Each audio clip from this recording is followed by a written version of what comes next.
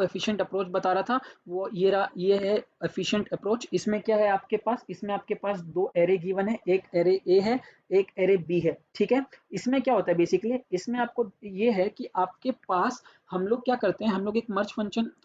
लिखते हैं जो आर्ग्यूमेंट लेता है ए, आर्ग्यूमेंट लेता है बी और आर्ग्यूमेंट लेता है एम एन। जो एम एन यहाँ पे क्या है, साइज है एरे ए के, साइज है एरे बी के, ठीक है। हम लोग स्टार्ट करते हैं i is equal to zero, j is equal zero, मतलब मैं इनिशियली कहाँ पे हूँ, मैं इनिशियली यहाँ पे हूँ और मैं इनिशियली यहाँ पे हूँ, ठीक है, इस पर्टिकुलर पोजीशन पे हूँ। i is equal to zero A का और b is equal to j is equal to zero b का, ठीक है, मैं इनिशियली यहाँ पे हूँ। अब मैं क्या करता हूँ, i लेस देन m, क्या मेरा i लेस देन m है and j less than n, अगर ये कंडीशन मेरी सही है तो मैं आगे बढ़ूंगा। 100% सही है, क्योंकि m जो है आपके पास कितना है, 1 2 3 4 है, मतलब 4 एलिमेंट्स है इसमें, और i इनिशियली क्या है, 0 है, तो क्या 4 जो है आपका 0 से बड़ा है, जी हाँ बिल्कुल बड़ा है, तो ये कंडीशन सही है। ऐसे ही आपका जो n है वो भी आपका क्या है, 0 से बड़ा है, मतलब j जो है इनिशियली 0 है ना, तो 0 जो है आपका छोटा है इस n से, ठीक है, तो ये कंडीशन वैलिड है, तो ये कंडीशन सही है। तो हम लोग क्या करते हैं, इफ कंडीशन में घुसते हैं। इफ कंडीशन में क्या कह रहा है, if a of i is less than b of j, ठीक है, a ऑफ i कहाँ पे, 0 पे,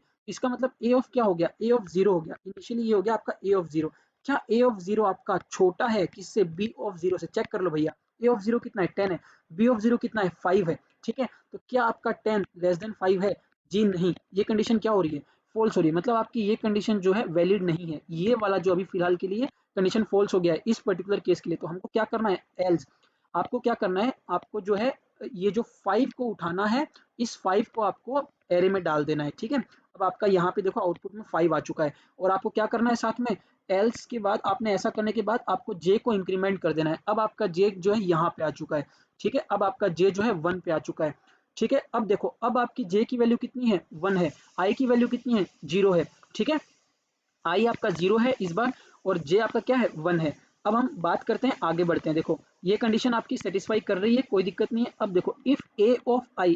आई मतलब आई कितना है, 0 है, तो ए ऑफ जीरो, ठीक है, साथ में ग्रेटर देन मतलब A of 0 is smaller than B of J, J कितना है, 1 है इस बार, तो बी ऑफ 1 की वैल्यू कितनी है, बी ऑफ 1 की वैल्यू है 6, तो मैं यहाँ पे 6 लिख रहा हूँ। क्या 6 मेरा, ए ऑफ 0 कितना है, 10 है, क्या मेरा 6 बड़ा है 10 से, जी नहीं। अगर नहीं है तो इसका मतलब क्या है, ये वाली कंडीशन क्या हो गई, फिर से ये कंडीशन जो है हमारी फॉल्स हो चुकी है, फिर से ये कंडीशन फॉल्स हो चुकी है। इसका मतलब मुझे क्या करना पड़ेगा, मुझको जो है इस बी, ये जो एल्स कंडीशन पे आना पड़ेगा, और एल्स कंडीशन क्या कह रही है, इस बी का जो वैल्यू है इसको एज इट इज डाल दो यहाँ पे, और साथ में जे को इंक्रीमेंट कर दो। तो अब हम लोग जे को इंक्रीमेंट कर चुके हैं, तो अब जे को इंक्रीमेंट करने के बाद जे की वैल्यू कितनी आ चुकी है, अब जे आपका बन चुका है 2, ठीक है, अब आपका जे कितना बन चुका है, जे 2 है, और आपका आई क्या है, आई आपका कितना है, 0 है, ठीक है, जे 2 है अभी, अभी आपका बन चुका है जे इज इक्वल टू 2, और आई इज इक्वल टू क्या आपका 0। तो क्या ये कंडीशन सेटिस्फाई हो रही है, जी हाँ,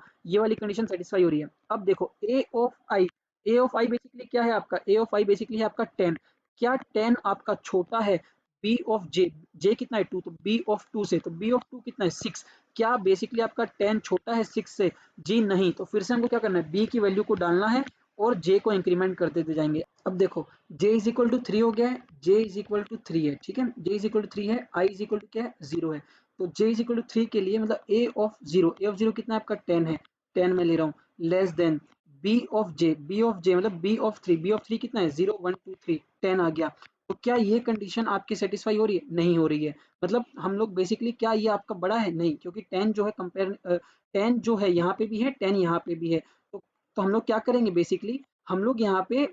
जो है ये जो पहला ये जो है आपका 10 को हम डाल देंगे, जो एल्स वाली कंडीशन है इसको लगा के हम लोग ने यहाँ पे क्या कर दिया, 10 को डाल दिया और फिर जे को इंक्रीमेंट कर दिया, ठीक है। जे अब आपका कहाँ पे आ चुका है, जे अब आ चुका है 15 पे, ठीक है, तो जे की वैल्यू कितनी हो चुकी है, जे की वैल्यू अभी आपकी हो चुकी है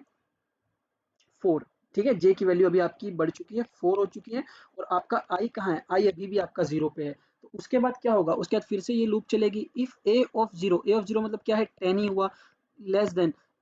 इफ क्या 10 आपका छोटा है बी ऑफ जे 4 से, 10 आपका छोटा है, हाँ भाई ये कंडीशन सही हो गई, ये कंडीशन सही हो गई। तो हमको क्या करना है, देखो कंडीशन अगर सही होती है तो हमको जो है आई वाला जो वैल्यू है वो हमको इंसर्ट कर देना है, ठीक है, तो आई में क्या है, 10 है, और आई को हम लोग क्या कर देंगे, इंक्रीमेंट कर देंगे। अब देखो यहाँ पे हमने आई को इंक्रीमेंट कर दिया, अब हमारा आई क्या हो चुका है, अब हमारा आई जो है यहाँ पे देखो आई हमारा 1 हो चुका है, और साथ में जो जे है हमारा, जे कितना है, जे हमारा जो है 4 है, ठीक है। अब हम लोग क्या करेंगे, फिर से चेक करेंगे, जी हाँ 15 के इक्वल है, तो हम लोग क्या करेंगे, इसमें 15 को डाल देंगे, ठीक है, और फिर इसका जो एक पोजीशन इंक्रीमेंट कर देंगे। तो अब इस तरह से देखो, अब आपका पूरा बी लूप तो है फिनिश हो चुका है, तो बाकी का जो ए बचा हुआ है उसको हम ये वाला जो कंडीशन है, देखो हमारा जो है ये तो खत्म हो चुका है, बी जो लूप है हमारा पूरा, बी जो एरे है वो पूरा खत्म हो चुका है, तो हम लोग के जो ए के बचे हुए एलिमेंट्स है वो हम एज इट इज यहाँ पे डाल देंगे इस तरह से। तो ये हमारा 20 हो गया और ये हमारा 40 हो गया, तो इस तरह से हमारा जो एरे है पर शॉर्ट से शॉर्ट हो गया। तो इस वाला जो ये जो टेक्निक है ये आपकी एक एफिशिएंट अप्रोच है। सो अगर हम लोग टाइम कॉम्प्लेक्सिटी की बात कर लेते हैं, तो जैसे मर्ज शॉट जो है ये क्वाइट फास्ट है हम जानते हैं, और जो टाइम कॉम्प्लेक्सिटी है ये theta big of n log n लेता है। इसको स्टेबल शॉट भी हम कहते हैं, क्योंकि हम जानते हैं कि स्टेबल शॉट का मतलब क्या है, ये जो रिलेटिव ऑर्डर है एलिमेंट्स की पोजीशन का, ये उसको मेंटेन करके रखता है, चेंज नहीं होने देता है शॉर्टेड लिस्ट के अंदर, ठीक है। तो अब देखो ये इसके सभी जो केसेस बनते हैं, best case, worst case, average case, सभी केसेस में इसकी जो टाइम कॉम्प्लेक्सिटी निकल के आती है वो big of n log n होती है, और जो स्पेस कॉम्प्लेक्सिटी है इसका ये कांस्टेंट है, that is big of n, ये हमेशा इसका स्पेस कॉम्प्लेक्सिटी जो है बिग ऑफ एन होता है। और मर्ज शॉर्ट जो बेसिकली यूज होता है वो लिंक लिस्ट के लिए काफ़ी ज़्यादा शॉर्टिंग, लिंक लिस्ट को शॉर्ट करने के लिए काफ़ी ज़्यादा यूजफुल है। बाकी अगर हम लोग एरे की बात करते हैं, तो जब हमको बहुत लार्ज अमाउंट में डाटा होता है एरे का, तो उसके लिए ये उतना एफिशिएंट एल्गोरिथम नहीं माना जाता है, शॉर्टिंग एल्गोरिथम नहीं माना जाता है, लेकिन हाँ लिंक लिस्ट के लिए ये सबसे बेस्ट माना जाता है टेक्निक जो है शॉर्टिंग के लिए, ठीक है।